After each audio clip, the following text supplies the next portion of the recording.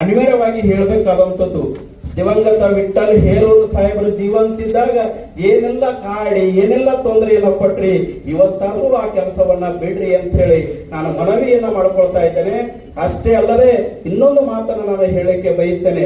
ನಿಜವಾಗಲೂ ಸಮಾಜದ ಕಳಕಳಿ ಏನಿದ್ರೆ ಪಕ್ಷದಲ್ಲಿ ಇರಬಾರದು ಅನ್ನೋದು ನನ್ನ ವಾದ ಅಲ್ಲ. ನಿಜವಾಗ್ಲೂ ಸಮಾಜದ ಕಳಕಳಿ ಅಂದ್ರೆ ಒಂದು ತೀರ್ಮಾನವನ್ನ ಸಮಾಜದಲ್ಲಿ ಮಾಡೋಣ. ನಾನು ಒಂದು ಪಕ್ಷದ ರಾಜ್ಯ ಪ್ರಧಾನ ಕಾರ್ಯದರ್ಶಿ ಆಗಿದ್ದೇನೆ. ಇವತ್ತೇ ನಾನು ಪಕ್ಷಕ್ಕೆ ರಾಜೀನಾಮೆ ಕೊಡ್ಲಿಕ್ಕೆ ತಯಾರಿದ್ದೇನೆ. ಯಾತಕ್ಕಾಗಿ ಅಂದ್ರೆ ಈ ಸಮಾಜ ಎಷ್ಟಿ ಆಗ್ತಿತ್ತು ಅಂದ್ರೆ ನಾವು ಪಕ್ಷ ರಹಿತವಾಗಿ ಹೋರಾಟ ಮಾಡೋಣ ಅಂತ ಹೇಳಿ ಮುಖಂಡರುಗಳು ಏನಾದರೂ ತೀರ್ಮಾನವನ್ನ ತೆಗೆದುಕೊಳ್ಳಕ್ಕೆ ನೀವೆಲ್ಲರೂ ತಯಾರಾಗಿದ್ರೆ ಮೊದಲು ನಾನು ತಯಾರಿರ್ತೇನೆ. ಪಕ್ಷದ ರಾಜೀನಾಮೆಯನ್ನ ಬಿಸಾಕೋಣ, ಹೋಗಿ ರಸ್ತೆ ಮೇಲೆ ಕುಂದ್ರೋಣ. ಹ್ಯಾಂಗೆ ಸರ್ಕಾರ ನಮಗೆ ನ್ಯಾಯ ಕೊಡಲ್ಲ ಒಂದು ಸಾರಿ ನೋಡಿ ಬಿಡೋಣ.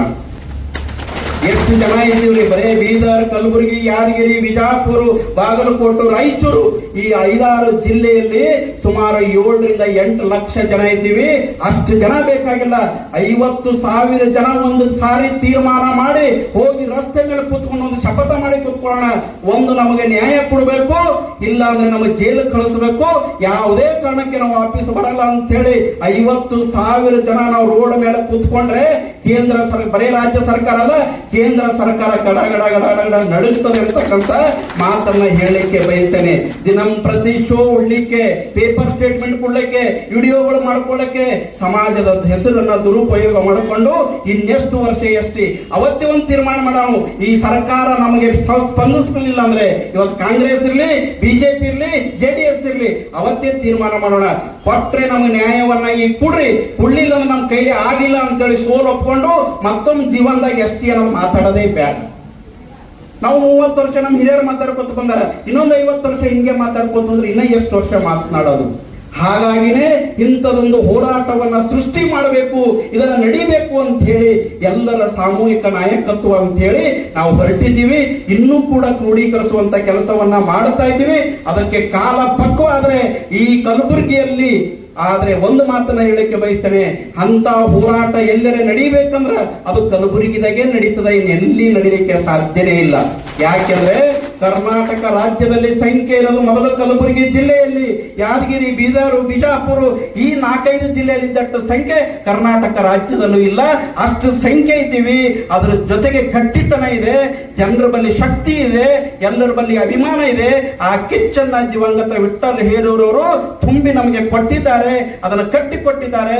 ಹಾಗಾಗಿ ನಾವು ಎಲ್ಲರೂ ಒಗ್ಗಟ್ಟಾದ ಗಟ್ಟಿಯಾದ ತೀರ್ಮಾನವನ್ನ ತೆಗೆದುಕೊಂಡ್ರೆ ಇನ್ನೆಷ್ಟು ನೋಡ್ರಿ, ಬಾಣಿ ಅಕ್ಕೋರು ಹೇಳ್ದಂಗೆ 2027ಕ್ಕೆ ಈ ಭಾರತ 27 ಫೆಬ್ರವರಿಗೆ ಈ ಭಾರತ ದೇಶದಲ್ಲಿ ಜನಗಣತಿ, ಜಾತಿ ಗಣತಿಯನ್ನ ನಡೀತದೆ.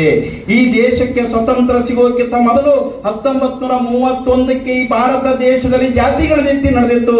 ಅದು ಆದ ನಂತರ ಸುಮಾರು ನನಗನ್ನಿಸ್ತದೆ ಒಂದು 100 ವರ್ಷ ಆದ ನಂತರ ಈ ಭಾರತ ದೇಶದಲ್ಲಿ ಗಣತಿಯನ್ನ ನಡೀತಾ ಇದೆ. ಒಂದು 100 ವರ್ಷ ಆದ ನಂತರ ಹೇಳಬೇಕಾಗ್ತದೆ. ಕೆಲವೊಂದು ವಿಚಾರಗಳನ್ನ ನಾನು ಭಿನ್ನಾಭಿಪ್ರಾಯ ವಿಚಾರಗಳನ್ನ ಹೇಳ್ತಾ ಇಲ್ಲ.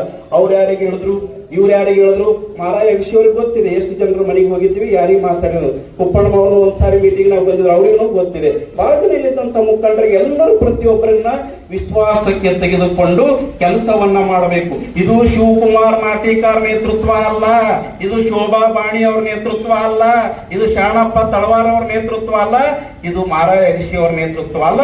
ಈ ಸಮಾಜದ ಪ್ರತಿಯೊಬ್ಬ ವ್ಯಕ್ತಿಯ ನೇತೃತ್ವದ ಹೋರಾಟ ಅಂತ ಹೇಳಿ ಇದನ್ನು ತೀರ್ಮಾನ ಮಾಡಿದೀವಿ.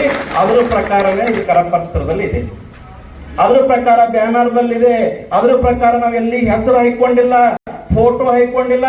ಇವತ್ತು ಪತ್ರಿಕೆ ಸ್ಟೇಟ್ಮೆಂಟ್ ಅಲ್ಲಿ ನಮ್ಮ ನೇತೃತ್ವ ಅಂತ ಇಲ್ಲ ಅಂತ ಹೇಳಿ ಬಹಳ ಸ್ಪಷ್ಟವಾಗಿ ಹೇಳ್ತಾ ಇದ್ದೀವಿ. ಆದರೂ ಕೂಡ ಕೆಲವೊಂದು ಜನ ಹೊಟ್ಟಿ ತುಂಬಿಸುವ ಸಲುವಾಗಿ, ತಮ್ಮ ರಾಜಕೀಯ ಬೇಳಿ ಬಯಸುವ ಸಲುವಾಗಿ ನಾನು ಅಂತೇಳಿ ಬರೋವರಿಗೆ ನಾವೇನು ಮಾಡ್ಲಿಕ್ಕಾಗಲ್ಲ. ನಾವು ಇವತ್ತು 16 ತಾಲೂಕುಗಳನ್ನ ಪೂರ್ವಭಾವಿ ಸಭೆಯನ್ನ ಮಾಡಿ ಇವತ್ತು 17ನೇ ತಾಲೂಕು ಅಫ್ಜಲ್ಪುರದಲ್ಲಿ ಪೂರ್ವಭಾವಿ ಸಭೆಯನ್ನ ಮಾಡ್ತಾ ಇದ್ದೀವಿ. ಇವತ್ತಿಗೆ 8 ದಿವಸ ಸೋಮವಾರ ದಿವಸ ಕಲಬುರಗಿಯಲ್ಲಿ ಬೃಹತ್ ಪ್ರತಿಭಟನೆಯನ್ನ ನಡೀತದೆ. ಇವತ್ತು ಸರ್ಕಾರಕ್ಕೆ ಮತ್ತು ಕಾಂಗ್ರೆಸ್ ಪಕ್ಷದಲ್ಲಿರ್ತಕ್ಕಂಥ MLC ಅವರಾಗಿರ್ಬೋದು, ಬೆಳಗಾವಿಯಲ್ಲಿ ಪ್ರಯತ್ನ ಮಾಡ್ತಕ್ಕಂಥ ನಾವೆಲ್ಲ ಮುಖಂಡರಲ್ಲಿ ವಿನಂತಿ ಮಾಡ್ತೇವೆ, 28ನೇ ತಾರೀಕಿಗೆ ರಾತ್ರಿ 12ರವರೆಗೂ ಕೂಡ ನಮಗೆ ನ್ಯಾಯವನ್ನು ಸಿಕ್ಕರೆ ಸರ್ಕಾರಕ್ಕೆ ಅಭಿನಂದನೆಯನ್ನ ಹೇಳಿ ನಾವು ಹೋರಾಟವನ್ನ ಕೈ ಬಿಡ್ತೇವೆ. ಆದ್ರೆ ಒಂದು ವೇಳೆ ನಮ್ಮ ಸಮಾಜಕ್ಕೆ ನಮ್ಮ ಬೇಡಿಕೆಯನ್ನು ಸ್ಪಂದಿಸದೆ ಹೋದ್ರೆ ಹೋರಾಟವನ್ನ ಯಾವುದೇ ಕಾರಣಕ್ಕೂ ನಿಲ್ಲಲ್ಲ. ನೀವು ಯಾರು ಎದುರು ಮಾಡಿದ್ರೂ ಕೂಡ ಸ್ವಾಭಿಮಾನದಿಂದ ಈ ಸಮಾಜ ಹೋರಾಟ ಮಾಡಲಿಕ್ಕೆ ಸನ್ನದ್ಧ ಆಗಿದೆ ಅಂತಕ್ಕಂಥ ಮಾತನ್ನ ಈ ವೇದಿಕೆ ಮುಖಾಂತರ ನಾನು ಹೇಳಿಕೆ